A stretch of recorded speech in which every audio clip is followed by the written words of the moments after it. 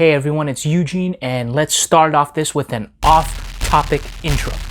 It's NBA playoff time, baby! Right now, NBA playoffs are starting in the bubble in Orlando, and you've got great matchups. Lakers versus Blazers, Rockets versus Thunder, Nuggets versus Jazz. In the East Coast, you've got Bucks versus Magic, Heat versus Pacers, Celtics versus Sixers, and Raptors versus Nets. So I'm gonna go ahead and predict the first round right now. Lakers, Blazers will go 7 games. I'm gonna go bold choice here. I'm gonna say Blazers are going to upset the Lakers. Rockets, come on. I'll say we'll get a run for our money. We'll probably go 6 games on that one. Yeah, we'll take out OKC in 6.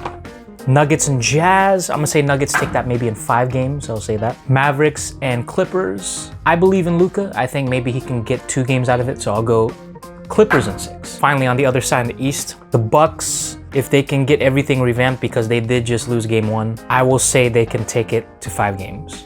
If they really push themselves. Pacers Heat, that's gonna go game 7. I'm gonna tell you that right now, it's gonna go game 7. And I will say the Heat takes that. Celtics Sixers, it's really hard without Simmons, and Embiid's beat up, and you gotta really give the ball to Embiid.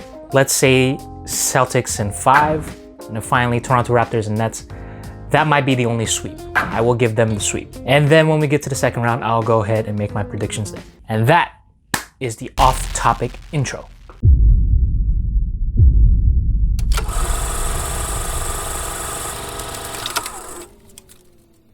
How's it sizzling, everyone? How's it going, everybody? Welcome to another episode of Eugene Reviews. I am Eugene, and it's playoff time, baby. Ha! It's playoff time! Let's go, Houston Rockets! Ha! It's playoff time! Let's go, Houston Rockets! I'm currently recording this as the Rockets are up by 17 against the Thunder, so by the time this is released on Friday, the series would have gone already 2 games. So just in case, for situational purposes, if the Rockets are up 2-0, yeah, let's go! Let's go, 2-0, baby! If the series is tied, okay, 1-1, 1-1, alright, even. We can do this. We got this. Let's do this. Let's keep this going. Come on. We got to keep up the momentum. And if we're down 0-2, what the f*** are we doing? But with that aside, as you can tell from my off-key singing, you can tell that today's film will be none other than the 1994 classic Walt Disney animated feature, The Lion King. And I know you're wondering, why not the 2019 version? Why not the one with Beyonce in it? Why does the cucumber taste better pickled? What? Huh? What? Now, I figure we go back to what we call the Disney Renaissance, which took place in the late 80s, 90s, and into the early 2000s. And The Lion King, which is my favorite Disney movie of all time. And yes, as it being my favorite, there might be some biases, but I'm gonna try my best to be as even as possible. If it came out in 1994, summer 1994, I think I was about 1.5. Yeah, 1.5. So no real recollection of watching this in theaters. I did own it on VHS though, and I watched that thing every single day. And I recognized it from the beginning previews all the way to the end credits. Lion King was my life. Now for some kids nowadays, their life is either on Lion Guard, which is showcased on Disney right now, or the 2019 version of Lion King. My childhood, my generation's childhood, was thriving on the original Lion King. But let's take a deeper look at this, because there's a lot more to look at in depth in regards to its creation than you expect. So without further ado, let's enter the circle of life with The Lion King. Act 1, development. The Lion King, take 1. Now, once again, I had mentioned that this film was a part of what was called the Disney Renaissance. Between the late 80s and early 2000s, there were a bunch of memorable Disney animated films that came out that has been kind of the cornerstone of the studio, its animations, and maybe the entire history of film. You've got films like The Little Mermaid that came out, Aladdin, Mulan, Tarzan, Beauty and the Beast, even the Pixar movies, such as Toy Story and Toy Story 2 and A Bug's Life. The 1994 version of The Lion King was the 5th movie in this line of the Disney Renaissance. As other Disney creations were based on tales and poems or other short stories or what have you, The Lion King is actually an original story. Even though it draws inspiration from biblical figures and other, works of art and works of literature, it's still down to the nitty-gritty an original tale. Supposedly. It draws influences from biblical stories such as Moses, such as the story of Joseph, and then of course the correlation to the storyline of Hamlet. Now remember when I said supposedly? That's because this film was looking eerily similar to a piece of Japanese work known as Kimba the White Lion. Now Kimba the White Lion is a Japanese manga that just happened to be about a young lion. Now the characters were kind of drawn almost eerily similar. Even to this day, after all its success and all of its glory, it's still getting criticized because of the fact that Walt Disney took from this property, this Japanese manga, and literally just showcased it and not acknowledged its source. Even the creator acknowledged their similarities, but didn't go so far as to place charges or to suit Disney for anything like that. It's not as blown out of proportion as you would expect it to be because they chose not to take action. But still,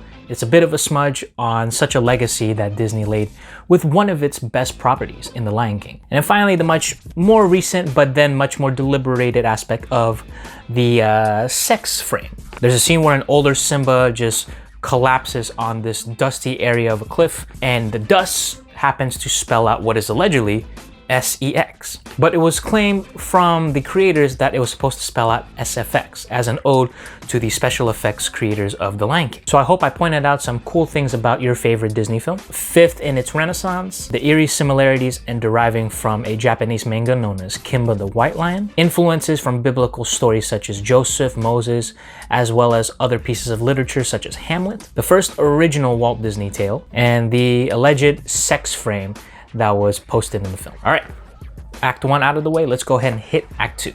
Act 2, execution. The Lion King, take 1.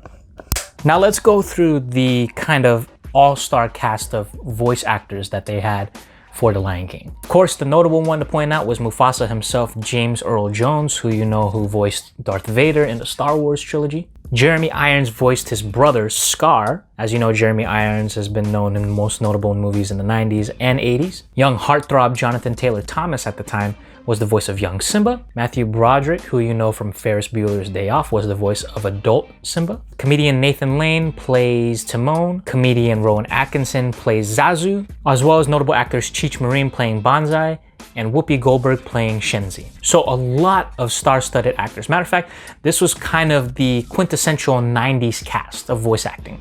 Now, what could be more incredible than the voice actors themselves? The movie, of course. Duh. From the opening musical number all the way to the final turn in its circle of life, The Lion King is a wondrous masterpiece. The sights, the sounds, the music, the drama, even the comedy.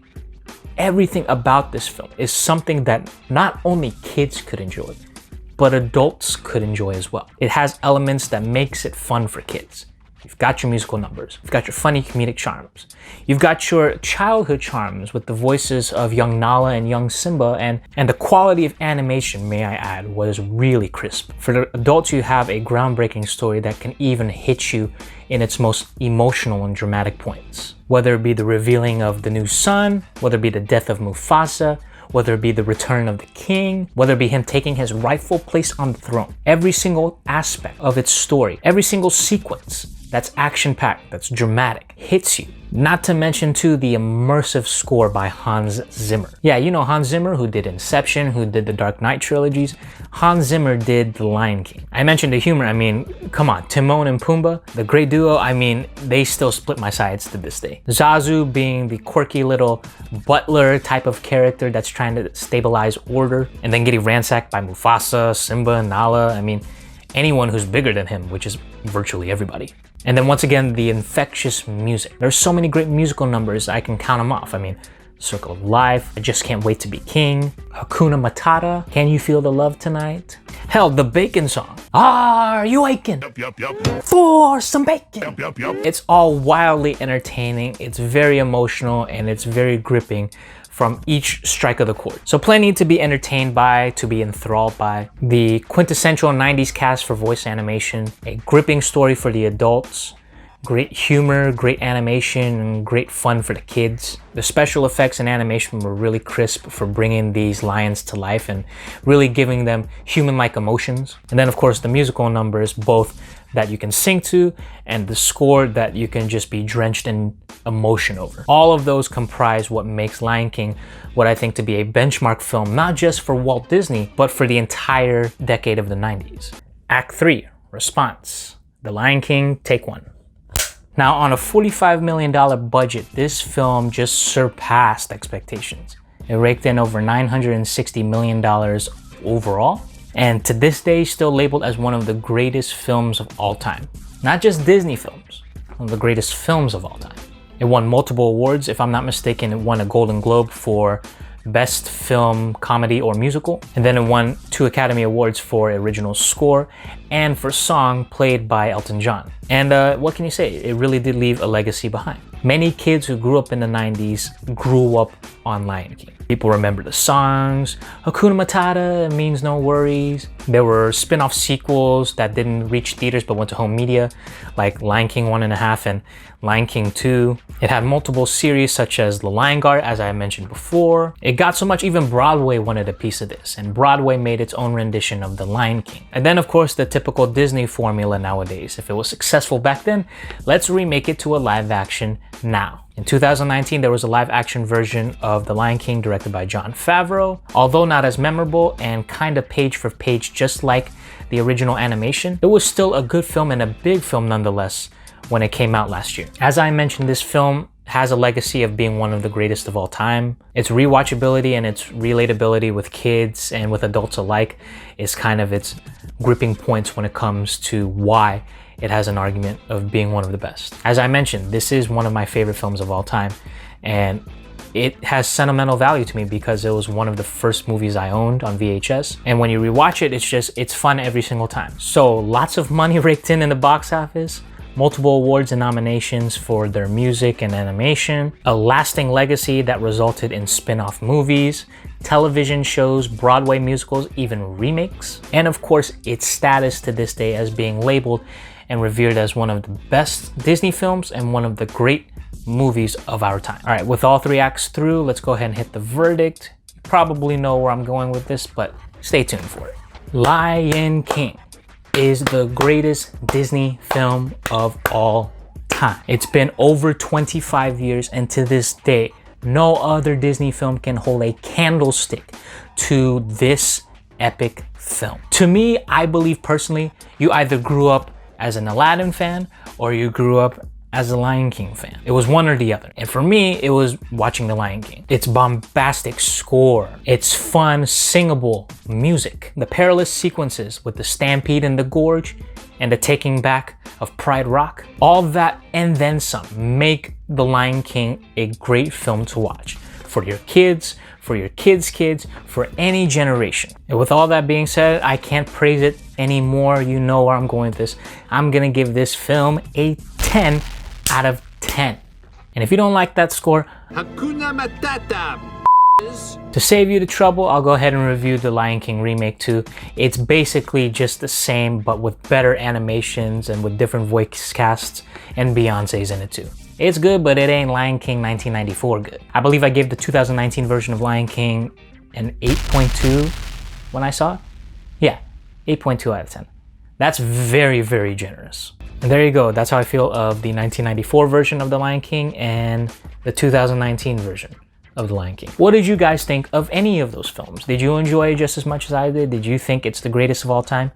Are you an Aladdin fan? Let me know in the comment section below what you feel. Let me know if there's any other tidbits that you've discovered that may be contributing to the development of The Lion King. Sorry, I'm kind of rushing this. Playoffs are on right now, and yeah, it's getting intense.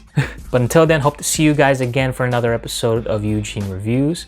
This is me signing off. Thank you for tuning in. Please like, share, subscribe, all that stuff. Follow me on Instagram at Eugene Reviews. Everyone have a great summer. Everyone that's going to school, please, if you're going physically to school, please be safe, wash your hands, practice social distancing, even though it may be very difficult. And God bless and Godspeed to all the teachers out there. And that is a wrap.